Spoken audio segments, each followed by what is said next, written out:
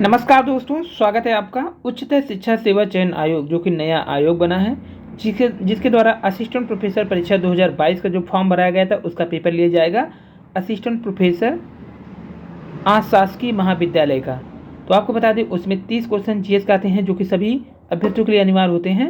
उन्हीं 30 क्वेश्चनों का ये प्रैक्टिस सेट है। तीसरा, 2 हो चुके हैं, तीसरा है।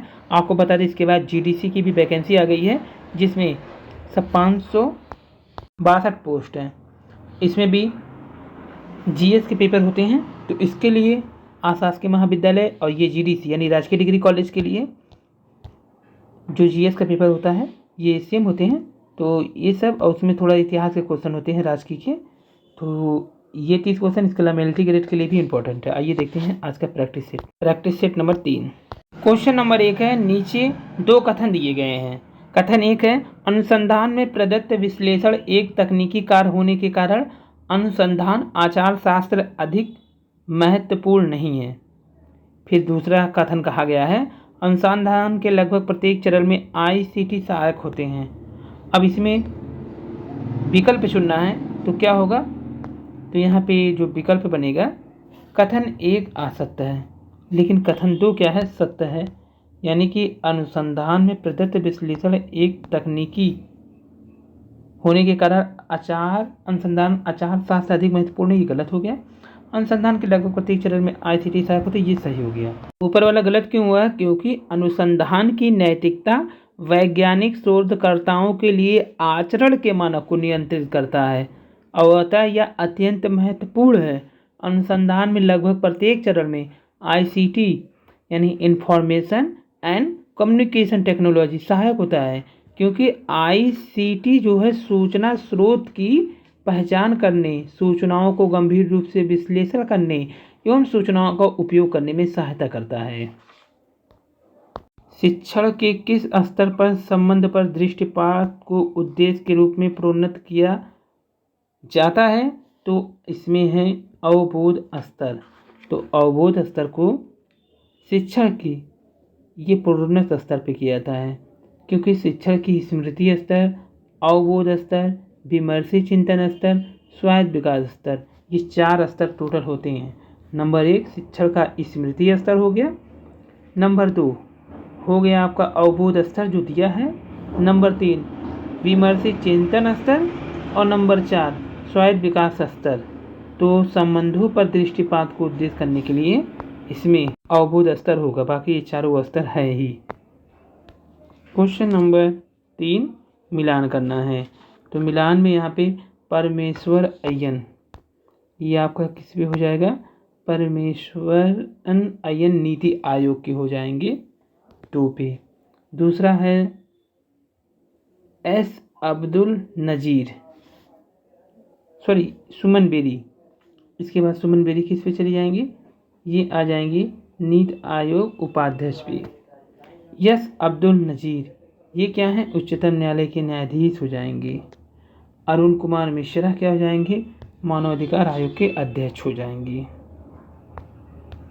क्योंकि ऐसे भी क्वेश्चन पूछे गए हैं तो इसलिए इसका मिलान क्या हो जाएगा, 3 का राइट मिलान हो जाएगा सी। अगला क्वेश्चन है, वित्तीय सेवा संस्थान ब्यूरो एफएसआईबी ने किसको स्थानांतरित किया है, तो चौथे का राइट ऑप्शन हो जाएगा बैंक बोर्ड ब्यूरो हो जाएगा। बैंक बोर्ड ब्यूरो वित्तीय सेवा संस्थान का। पर्यावरण किससे बनता है, तो पर्यावरण जो बनता है उपयुक्त सभी से ही बनेगा, क्योंकि जीवित घटक भी होंगे, भू-आकृतिक घटक भी होंगे और अजैव घटक भी होंगे।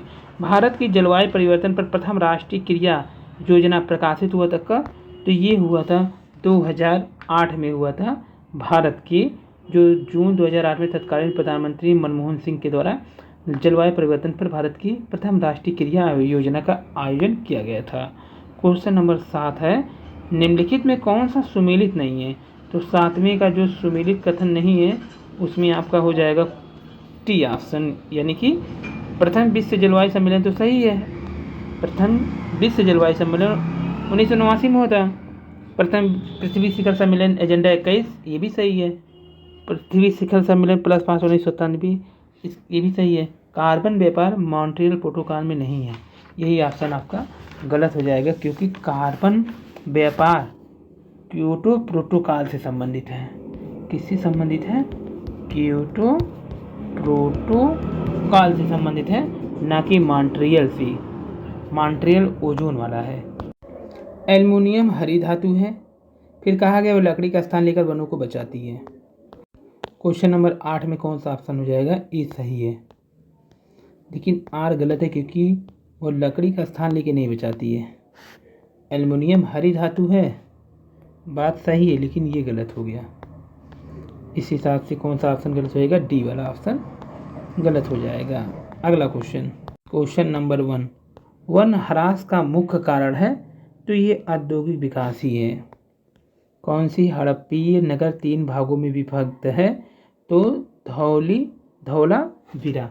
अब आपको बता दें कि धौलावीरा जो है 3 भागों में विभक्त है, और ये कहाँ पे है? धौलावीरा ये नगर आयताकार बना था। इस नगर को 3 भागों, किला, मध्य नगर और निचला नगर में विभाजित किया गया था। तुरान डी में किस खनिज का खनन होता है? तो यहाँ पे जो सिंहभूम की भूमि है, यहाँ पे यूरेनियम का खनन होता है। तो यूरेनियम खनिज का खनन किया जाता है। यह जादूगोड़ा से लगभग 24 किलोमीटर पश्चिम में है। Uranium corporation of India limited द्वारा यहाँ खनन का कार्य कराया जाता है। भारत के संविधान के उद्देशिका में कितने प्रकार के न्याय का उल्लेख किया गया? तो भारत के संविधान के उद्देशिका में कितने प्रकार का न्याय का उल्लेख किया गया है? तो कुल न्याय की संख्या है 3 भारत के संविधान में। तो यहाँ पे 3 प्रकार के न्याय है, जैसे सामाजिक, आर्थिक और राजनीतिक। सामाजिक न्याय से तात्पर्य के प्रत्येक नागरिक के साथ जाति, रंग, धर्म, लिंग के आधार पर बिना भेदभाव न हो, इनके आधार पर समान व्यवहार किया जाए। आर्थिक न्याय से तात्पर्य आर्थिक आधार पर किसी के साथ भेदभाव न होना, तथा राजनीतिक का मतलब प्रत्येक नागरिक को समान राजनीतिक अधिकार। तो कौन कौन से अधिकार हो गए? 3 अधिकार हो गए। धार्मिक 3 जो अधिकार मिला है इसमें सामाजिक, आर्थिक और राजनीतिक।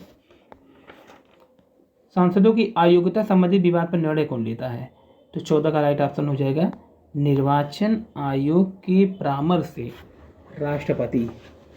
डायरेक्ट नहीं राष्ट्रपति लेगा, ना डायरेक्ट संसद, ना निर्वाचन आयोग, बल्कि निर्वाचन आयोग ही क्या करेगा?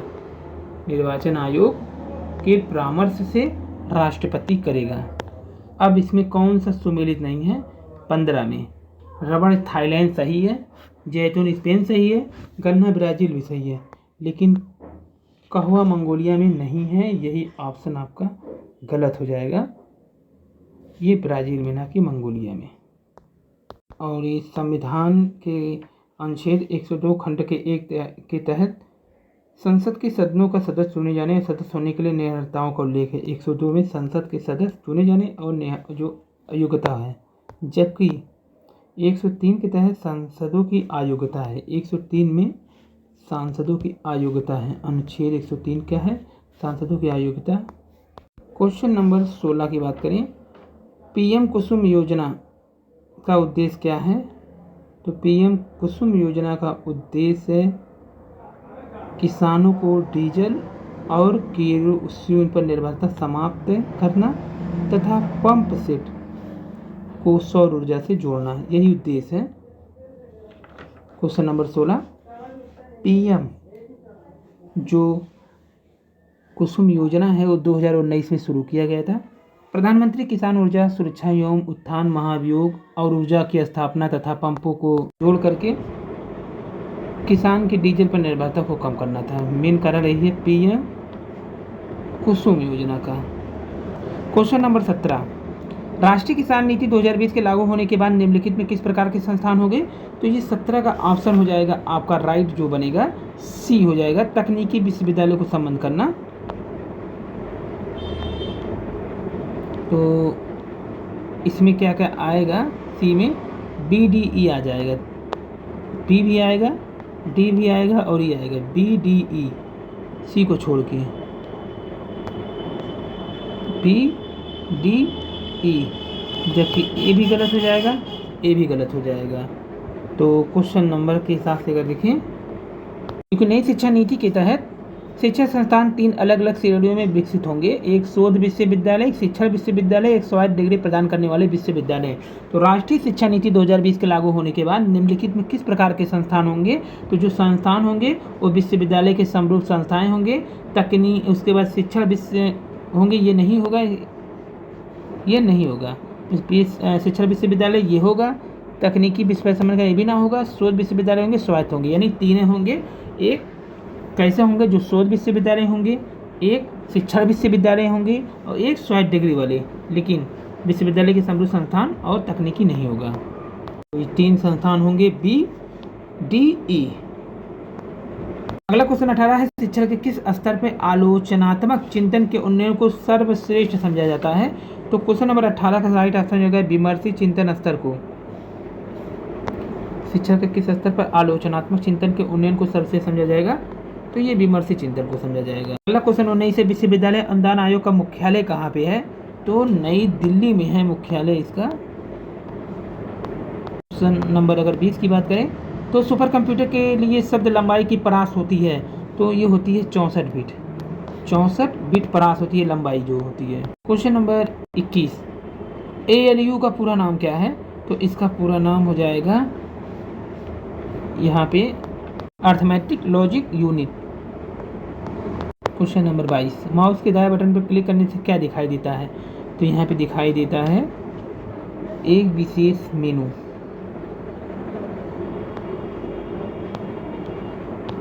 क्वेश्चन नंबर 23 है, कंप्यूटर प्रणाली में निम्न में से क्या प्रोग्रामिंग भाषा नहीं है?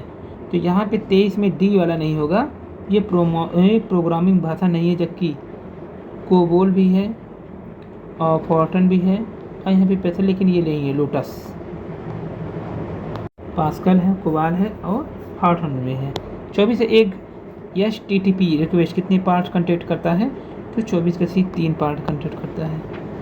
और अगला क्वेश्चन है, हाल ही में अप्रैल 2022 में state energy and climate index जारी किया गया है, तो ये किसके द्वारा जारी किया गया है?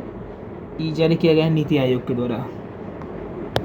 अगला क्वेश्चन है, भारतीय रिजर्व बैंक नोट मुद्रा प्राइवेट लिमिटेड जो BRBNMPL की स्याही निर्माण कंपनी वोडका नाम से स्थापित की गई है। तो ये जो स्याही है भारतीय रिजर्व बैंक द्वारा नोट मुद्रण प्राइवेट लिमिटेड की स्याही निर्माण कंपनी वोडका का नाम मैसूर में ही स्थापित है। ये कहाँ स्थापित किया गया है? तो 26 का ए, यानी मैसूर में ही किया गया है। बात करते हैं क्वेश्चन नंबर 27 की।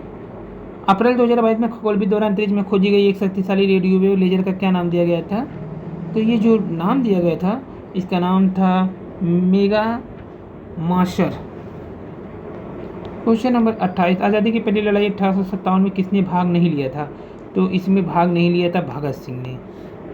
भगत सिंह ने इसमें भाग नहीं लिया था। आज़ादी की पहली लड़ाई 1857 में तात्या तोपे ने भाग लिया, रानी लक्ष्मीबाई ने भाग लिया, बहादुर शाह जफर भी भाग लिए, लेकिन भगत सिंह ने भाग लिए थे। 29 से चंपारण आंदोलन से कौन संबंधित नहीं है? तो जयप्रकाश नारायण नहीं है, बाकी राजेंद्र प्रसाद हैं, अनुग्रह नारायण जी भी हैं, JP कृपलानी जी भी हैं। और अंतिम क्वेश्चन है आज का 30वां क्वेश्चन। क्वेश्चन नंबर 30 है, भारत में इंटरनेट क्रांति का जनक किसे माना जाता है जिनका हाल में निधन हो गया? तो भारत में इंटरनेट क्रांति का जनक माना जाता है विजयेंद्र कुमार को। तो विजयेंद्र कुमार जी को क्या माना जाता है भारत में? इंटरनेट क्रांति का जनक। विदेश संचार लिमिटेड के पूर्व चेयरमैन थे ये। विजयेंद्र कुमार का हाल में निधन हुआ, वे 82 वर्ष के थे। तो भारत में इंटरनेट क्रांति का जनक कहते हैं। इंटरनेट की शुरुआत और उसे विकसित करने में अहम योगदान भी दिए थे इन्होंने। तो ये थी आज की वीडियो, और नेक्स्ट वीडियो में फिर मिलते हैं। अगर अच्छा लगे चैनल सब्सक्राइब कर लीजिए। धन्यवाद, थैंक यू।